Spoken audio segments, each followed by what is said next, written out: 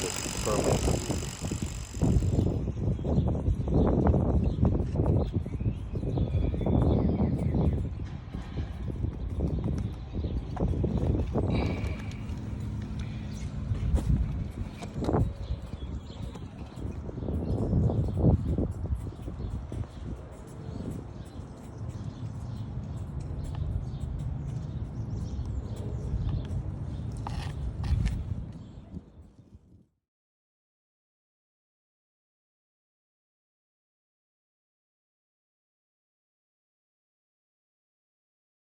Dedicated group that did this for about 7-8 years, and established, created a report that was documented and presented its findings to the Preservation Commission at that time. And there it was reviewed, but they kind of sat on the shelf because the idea was to bring a heritage district in this area, and how to do that doesn't have the constraints that preservation districts have. That was put on hold, and like lack of a better word, put on hold and kind of sat on the shelf and moved forward. So as time went on, I tried to do a rendition of that in about 2010, but I was encompassing much more expensive, like bigger placards and how could we do that, and realized that that's not going to fly in neighborhoods like this that have this big kiosk, in the middle of a parkway. And so that was put on hold. So let me rethink this. Then come when Robin Rue Simmons was elected as alderman, her push for reparations. She was looking at different ways of doing something. And so she reached out to Shorefront and said, I want to start a heritage district. And as soon as she said that, I cut her off and said, wait, it's already been done. The research has already been done. I think we can advance this pretty quickly. And I brainstormed like a quick idea about that. And so she arranged a meeting with the Preservation District. Carlos is here. Staff member at the City of Evanston, longtime staff member of the City of Evanston. I think celebrating 30 years now. Yes. And he's been part of this whole process from the beginning. And sat with him, sat with the Preservation Commission about an idea to recognize historic centers around the City of Evanston, not just the 5th Ward, but throughout all of Evanston. Because I want to get rid of the myth that the Black community was only in this area. Right. We're throughout all of Evanston, including downtown Evanston, Lakefront, South End. And I want to recognize those different places. So how can we do that? And so we started thinking in the terms of heritage districts. And like, okay, we'll have 4 zones. Right. I convened a group of committee members from the community.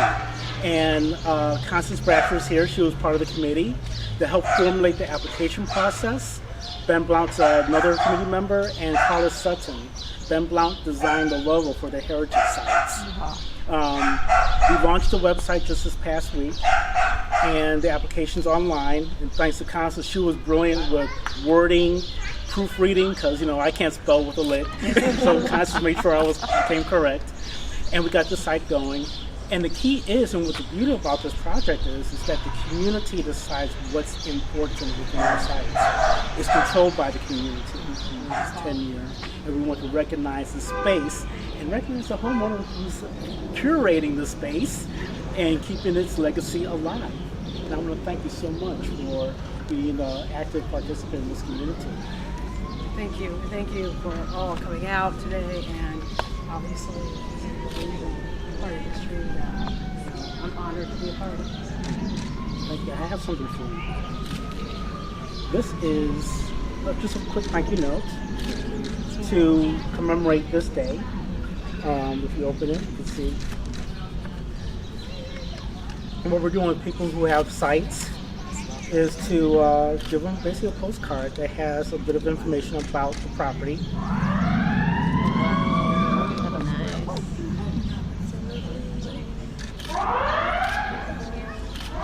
And then the other side has just our identity.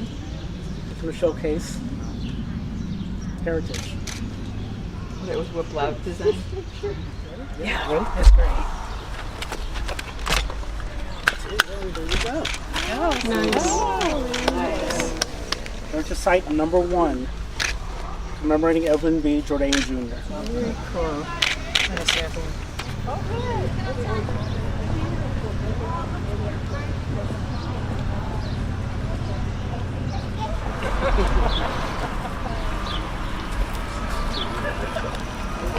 We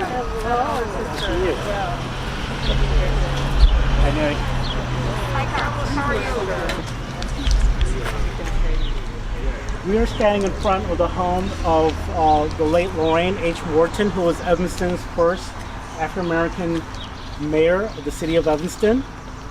This house has been in the family, the Morton family, for quite a while. So before Lorraine came here in the 40s, where she met her husband James was living here.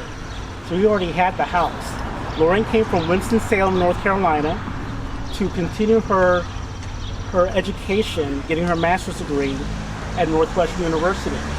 So when she came, her first residence actually was at Lake, and I think it was around Ashland, or Lake in Florence, and roomed there while she was taking classes at Northwestern University.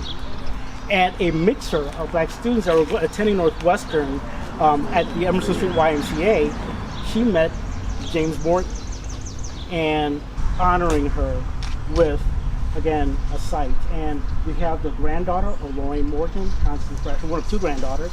Elizabeth is out of state? Yes. Yes. Unfortunately. Bring your best wishes. Thank you. Do you want to say a few things? On behalf of my sister and I, with my sister Elizabeth, we are appreciative of Shorefront for more than just this. But for right now, definitely for this honor, the city of Evanston. You know, it's funny it's funny, it's going on 4 years since she's been gone, and it's still hard to wrap my head around that because of how instrumental she was in my sister's life, my life, of course, my mother Elizabeth's life. But when I think about legacy, when I think about all the years that this house has meant to so many people, and to know that this is another extension of how she will continue to live on in this community that she loves so much, so deeply. She was like a mother, a grandmother to many, but you know, she never, my sister and I always knew we were loved, always knew that she was there for us, and we mostly saw her just grandma. So it's, you know, when Shorefront was working on A Life Worthwhile, the documentary of my grandmother's life, and then a time like this, it reminds us just how long-standing her life has been and how much she's meant to so many people. So if my mother were here, definitely she's passed on. I know she's proud. She was raised in this house, born in 1956. This was like a second home to my sister and I, literally, because we lived just over the bridge in Skokie. So how many times we stayed here and just visited over the years. So thank you. Well, again, talking about appreciation. Thank you. To help me lift this. Yes, absolutely.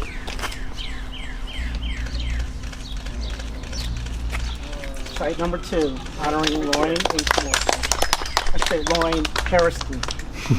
Yes. Names are very important to the family, They are. and I learned that when I was in the documentary, how important names are within the family. And so, saying the complete full name. Yes. So I'm named after my grandmother, Constance Lorraine Hairston Morton. So, perfect. Thank you so much. Thank you. So, again,